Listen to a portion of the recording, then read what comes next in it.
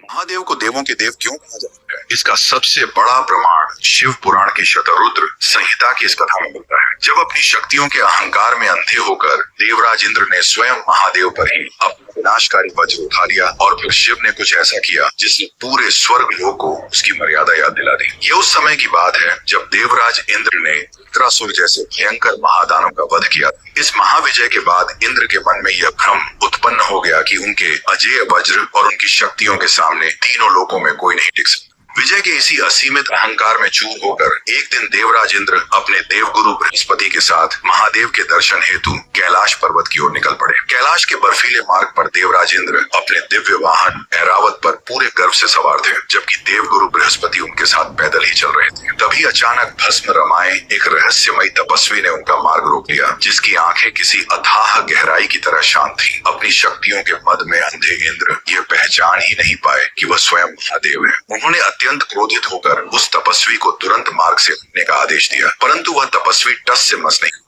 उसने न तो कोई उत्तर दिया और न ही अपने स्थान से एक इंच हिला। इंद्र का क्रोध अपनी सीमाएं लांघ गया। अपने ही आराध्य को एक साधारण साधु समझने की भूल करते हुए इंद्र ने उन्हें भस्म करने की चेतावनी दी और अपने अहंकार की चरम पर पहुंचकर उन्होंने महर्षि दधीचि की अस्थियों से निर्मित अपना सबसे शक्तिशाली अस्त्र वज्र हवा में उठा लिया। लेकिन तभी प्रहार के लिए उठा इंद्र का वज्र हवा में ही पत्थर की तरह जम गया। पर्वतों को खंडित करने वाले देवराज अपनी पूरी ईश्वरीय शक्ति लगाकर भी उसे एक इंच नीचे नहीं ला सके। उनका शरीर सुन्न पड़ गया। महादेव ने कोई अस्त्र नहीं उठाया, सिर्फ उनकी शांत उपस्थिति ने ही देवराज को पूरी तरह विवश कर दिया। तभी उस तपस्वी ने सिर उठाया, त्रिकुटी तनी और माथे पर महादेव की तीसरी आंख खुल गई। उससे निकली प्रलयंकारी ज्वाला देख लगा मानो आज पूरी सृष्टि भस्म हो जाएगी। ये विनाशकारी ताप देखते ही देवगुरु बृहस्पति समझ गए कि यह स्वयं भगवान शिव का रूप है। स्थिति की भयानकता देख देवगुरु बृहस्पति ने तुरंत दंडवत होकर इंद्र की भूल के लिए क्षमा की प्रार्थना से महादेव शांत हुए, लेकिन तीसरी आंख की प्रलयंकारी ज्वाला अब लौट नहीं सकती थी। तब सृष्टि को बचाने के लिए शिव ने